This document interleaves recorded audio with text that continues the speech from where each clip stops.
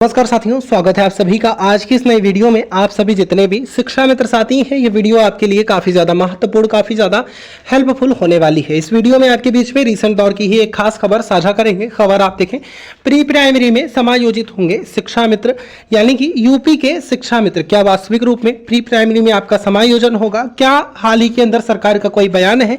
क्या आधिकारिक रूप से कोई घोषणा है? इन सारी बातों के ऊपर आगे चर्चा करेंगे। सभी साथी वीडियो को पूरा देखें। चैनल को अभी तक आपने सब्सक्राइब नहीं किया है, सब्सक्राइब भी कर लें। अब चलते हैं अपडेट पर। कब लागू करेगी सरकार? अगर ये एजुकेशन पॉलिसी लागू जल्द कर देती है तो शिक्षा मित्र अनुदेशकों की जो समस्या है उसका निस्तारण हो जाएगा। उसका निस्तारण करने के बाद ही सरकार आगे कुछ कर पाएगी। वहीं एक मुख्य खबर, बड़ी खबर कि जो हमने थोड़ी देर पहले की वीडियो में चर्चा की कि अनुदेशक की आज कोर्ट में, सुप्रीम कोर्ट में सुनवाई नहीं हो चुकी, जिसकी 14 तारीख थी। अभी थोड़ी देर पहले मुझे सूचना मिली है कि अब अनुदेशकों की सुनवाई 4 अगस्त को होगी। मेंशन हो गया है केस। 4 अगस्त को अनुदेशकों के कोर्ट केस की सुनवाई होगी, जिसे विक्रम सिंह 17,000 मानदेय को लेकर, अंतरिम राहत को लेकर कोर्ट के पास गए हैं कि पहले हमें 17,000 दिलवा दीजिए, उसके बाद फिर आगे कुछ भी कीजिए। तो अभी अनुदेशक संघ के प्रदेश अध्यक्ष विक्रम सिंह ने यह जानकारी देकर बताई। उसके बाद फिर मैंने खुद वेबसाइट पर जाकर चेक किया तो 4 अगस्त मेंशन हुई है। 4 अगस्त को सुनवाई होनी चाहिए। थोड़ी देर में अभी हमारे साथ विक्रम सिंह होंगे तो विक्रम सिंह बताएंगे इस पर विधिवत। लेकिन मेरा मानना है कि नेशनल एजुकेशन पॉलिसी अगर 2023 में लागू हो जाए तो सब कुछ विधिवत हो जाएगा, किसी को किसी आदेश की जरूरत नहीं पड़ेगी। विक्रम सिंह लगातार बताते हैं कि नेशनल एजुकेशन पॉलिसी के फला पैरा फला खंड का में फन, उस फला खंड में ऐसे ऐसे लॉ और ऐसे ऐसे नियम और कानून हैं कि ऑटोमेटिक हमें एक बड़ी कामयाबी मिलेगी। हमारे साथ विक्रम सिंह आ चुके हैं। हम सीधा समय बिना गंवाए विक्रम सिंह से बात करेंगे और विक्रम सिंह से पूछेंगे क्या है national education policy. Vikram Singh, court से डेट मिल चुकी है, बाकी सब ऊपर वाला मालिक है। क्या होगा पहले तो डेट के बारे में, फिर नेशनल एजुकेशन पॉलिसी में कहां पे है अनुदेशक, क्या मिलेगा नेशनल एजुकेशन पॉलिसी में अनुदेशक को?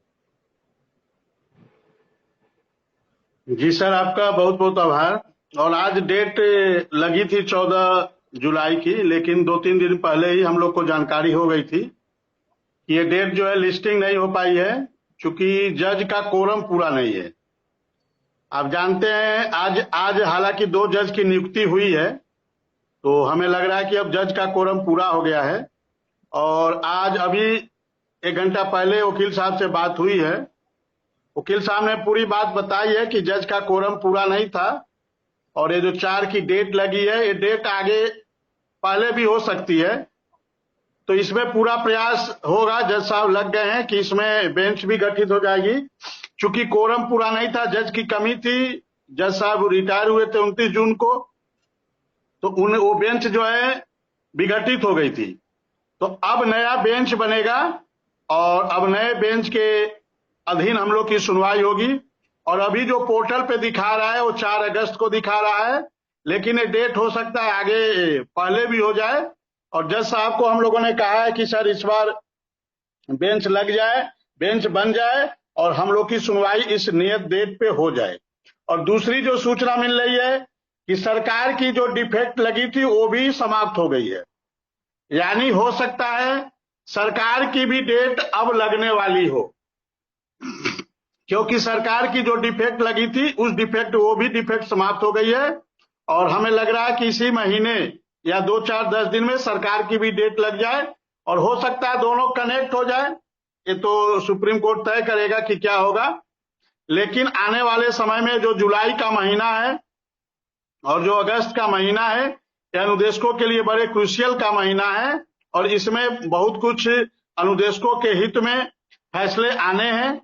अब जहां तक आप सर नई शिक्षा नीति की बात कर रहे हैं, तो नई शिक्षा नीति तो सर 29 जुलाई 2020 को ही लागू हो गई। अब समस्या कहां आती है? और नई शिक्षा नीति के 5.5 पैरा में पेज नंबर 20 5.5 में स्पष्ट रूप से लिखा है कि जो हमारे विषय थे, चाहे वो शारीरिक शिक्षा हो, कला हो, कंप्यूटर हो, कृषि विज्ञान हो, गृह विज्ञान हो, फल संरक्षण और उद्यान हो, जिसको कार्यानुभव कहते हैं, वर्क एजुकेशन, मतलब health and physical education, art education and work education, ये 3 प्रकार के अनुदेशक रखे गए थे जुलाई 2013 में। और तो पेज नंबर 25.5 में स्पष्ट रूप से लिखा है कि ये सारे विषयों का जिक्र है उसमें, और उसमें लिखा है कि ये सारे विषय अब मुख्य विषय हो गए हैं। इससे पहले हमारे विषय को मुख्य विषय नहीं माना गया था, लेकिन नई शिक्षा नीति में हमारे सभी विषयों को मेन सब्जेक्ट माना गया। जैसे हिंदी, अंग्रेजी, गणित, विज्ञान, सोशल साइंस को माना गया है, उसी प्रकार से मुख्य विषय माना गया है। और इसमें लिखा है स्पष्ट रूप से कि इसके अस्थायी अध्यापक रखे जाने चाहिए, क्योंकि ये पॉलिसी है, तो पॉलिसी में इसी प्रकार की भाषा लिखी रहती है।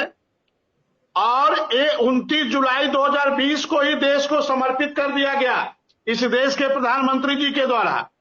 अब समस्या कहां आ रही है? आप जानते हैं कि एक थाली में कई प्रकार के पकवान रखे हों। आप नई शिक्षा नीति को एक थाली मान ले और उसमें जो नई शिक्षा नीति के जो प्रावधान है, पॉलिसी है, उसको पकवान मान ले, और हम लोग खाने के लिए बैठे। अब आप जानते हैं कि जिस व्यक्ति को जो चीज अच्छी लगती है उसको वो पहले खाएगा, जो चीज उसको अच्छी नहीं लगेगी उसको किनारे हटा देगा।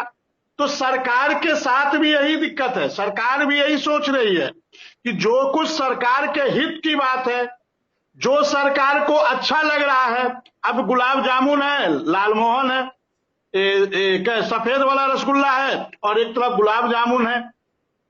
अब सरकार को यदि गुलाब जामुन अच्छा लग रहा है तो गुलाब जामुन खा ले रही है, रसगुल्ला को छोड़ दे रही है।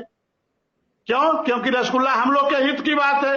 तो सरकार जो उनके हित की बात है, जिससे उनको फायदा होना है, जिससे उनका हित साधा जा रहा है, वो तो लागू कर देंगे।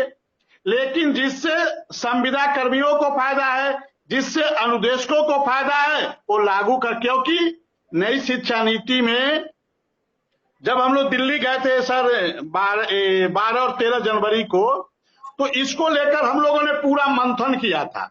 और भारत सरकार में जो उत्तर प्रदेश देख रहे थे नई शिक्षा नीति, उनसे हम लोगों की लगभग 40 से 45 मिनट की वार्ता हुई।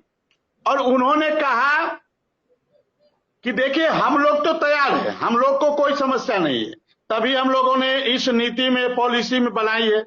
अब दिक्कत उत्तर प्रदेश सरकार तय करे। उत्तर प्रदेश सरकार जो आपका मानदेय बढ़ाना चाह रही है, मानदेय बढ़ाए, आपको नियमित करना चाह रही है, नियमित करे, क्योंकि ये राज्य का सब्जेक्ट है और शिक्षा समवर्ती सूची में है। राज्य को भी अधिकार है, केंद्र को भी अधिकार है। अब केंद्र ने तो अपने अधिकार का पालन कर दिया, केंद्र ने अपने अधिकार का पालन कर दिया नई शिक्षा नीति पॉलिसी के द्वारा।